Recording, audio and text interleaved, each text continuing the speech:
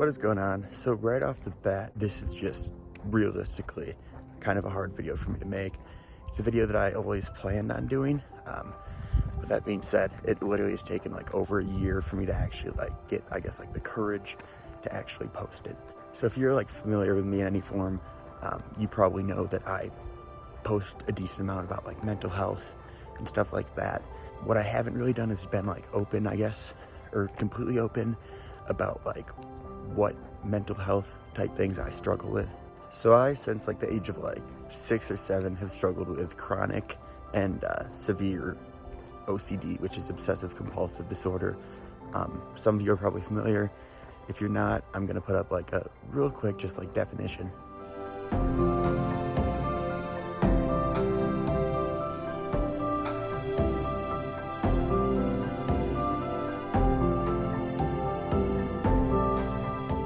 So that's kind of a good medical, I guess, definition. The way I basically just kind of explain it is it's just kind of something that always has kind of a hold over my mind. At times it's had a complete control over my mind. A lot of the thoughts that most people can just kind of naturally push away. For me, my mind will just get stuck on one thing or a series of things, and it becomes pretty much impossible to get it out of my mind. So it's kind of surrounded, I guess, by a series of fears, and some of them can be rational. Some of the fears, one of the big ones for me is kind of I think something that a lot of people have, which is kind of what people think about you, or things feeling inadequate, stuff like that. So an example of an irrational fear that I've had, and I never really thought I'd talk about this publicly, but so basically a couple years ago, I literally just looked in a mirror one day. I saw some stuff on my teeth that I didn't like, and where most people would just kind of be oh, I'll go into the dentist or whatever, it sent me into a year-long spiral of me just being convinced that all my teeth were falling out. And I spent pretty much literally all day, every day, literally even I would dream about it. My entire life for, I'm gonna be honest, it was over a year, was literally just pretty much only me freaking out, thinking that my teeth were falling out. And this wasn't just a little worry. It was something that literally consumed my life to the point that I had to drop out of college. I had to be hospitalized. It's kind of even weird talking about it, because I feel for a lot of people it's gonna sound so just weird. It got to the point where I couldn't really go to class, and then I couldn't eat, and then I couldn't leave my room. I went to the dentist an absurd amount of times. I went to the hospital a couple times. I didn't really realize at the time, but a couple of the evaluations I had, I thought they were evaluating my teeth, but they were more evaluating my mental health. And it spiraled to the point that I was in a hospitalization program, essentially hospitalized, but able to go home for 5 months. Essentially what I would basically do in this program is I would go there, I believe it was at 9, meet with therapists, do group activities, basically just kind of just get help for hours a day. At some point early in the afternoon, then I would go home. Essentially my job was literally just trying to work on my OCD not ruining my life. So Monday through Friday, I mean, it was literally a job, 9 to, I don't remember if it was 3 or whatever, pretty much full-time job level, Monday through Friday. I was just trying to get better, and I had to drop out of school for that. The dropping out of school part was the last thing I was concerned with. I was more concerned with just what was going on. I was literally basically just in a constant state of panic for a year. So after I did the 7-ish hour days, which was probably, yeah, for about 3 months. After that, I kind of graduated, if you will, and I went to kind of a less severe program where I was spending 4 hours a day, and I did that for about 2 months. So yeah, from mid-February of 2019 to mid-June of 2019. So yeah, so that information that I just dropped right there, besides close friends and family, nobody really knew that. That wasn't my only battle. It's been, again, a lifelong thing. That one was just probably my most severe, at least treatment plan that I got. I know a lot of people aren't gonna be able to relate to it, and some people will probably be why didn't you just realize that your teeth weren't falling out? That's kind of the thing, is I was so detached from reality. I was so out of my mind. Like, again, I had to drop out of college. It didn't really matter. I couldn't get out of bed really anyways. The last couple of weeks before I was hospitalized, I was having trouble eating. I thought literally like if I ate one more bite of food that my teeth were gonna fall out. The other thing too is like your mind is really strong. My mind is like literally giving me physical sensations, and like I literally in my mind, and it was all in my mind, but I didn't realize it at the time, but like I could literally like feel, and I would check and I'd feel loose teeth. And even when it wasn't there, like my mind tricked itself to think that I could feel like them falling out. It's kind of like a weird phase because I'm not gonna lie, I thought that I was like pretty much enlightened. I thought that I was just way smarter than everyone else. I had like mental health professionals, I had dentists, I had doctors telling me that I was wrong, and that I was just going through like a phase basically like with my mental health, my OCD.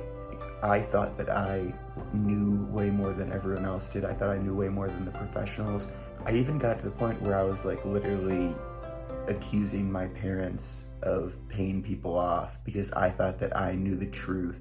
I know this like sounds crazy, but honestly it was like a crazy situation, and I don't really have that like thing with my teeth anymore. It took literally 5 months of being in a treatment program. The reality is like I'm doing way better now. At the time when I went in, I was pretty much at as high a tier of severity as you could be. Like there was a chart, and I know my numbers were like pretty much just at like the top of like the chart. Like they'd ask me to rate things like how much time do you spend like thinking on it, and they basically discovered that I was spending literally pretty much all my time even dreaming, thinking about my teeth falling out, and being convinced and paranoid, and again thinking that people were like plotting against, thinking that I was like enlightened, that my parents and other people were like working together and paying people off. Even at times like where I'm overall I feel like I'm doing very well, my symptoms and stuff, they aren't in that top tier, but they're still like in a point where it'd be considered like extreme. I remember one of the last times I went to the doctor, they, knowing I had OCD, they did like an OCD checkup, and they essentially just kind of like went over like my symptoms and stuff, and I was like, yeah, I'm doing awesome, I'm doing great.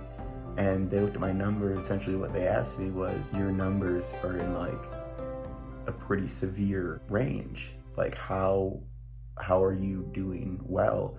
The only way I could think to explain it is be like, honestly, like the fact to me that I am able to like just be here right now and like get out of bed and just live somewhat of a normal life, to me that like, even if like on their scales if it was still like severe, very severe, to me that was a victory. Because like literally the fact that I was actually able to live my life, even though it was still severely affecting me, I was able to live somewhat of a normal life, and that was just like a huge thing to me. I still have like struggles every day. It's not about like the teeth anymore, it's just kind of like other things. It's definitely not to the point where it was like as bad or nearly as bad as it was, but it is like a daily thing. Like I catch myself multiple times daily being like, okay, that's an irrational thought, that's just my OCD talking. But again, like to me, you know what, I'm able to work a job, I'm able to like have a social life, stuff like that. So even though I'm still like dealing with it, and I always still will deal with it, but like the fact that I'm able to like actually like live a life is a huge thing. So I'm about to wrap it up, but I want to answer like one kind of like common question that I know a lot of people are going to be asking, which is, did you voluntarily like submit yourself into that program, or were you basically forced? I voluntarily committed myself into it.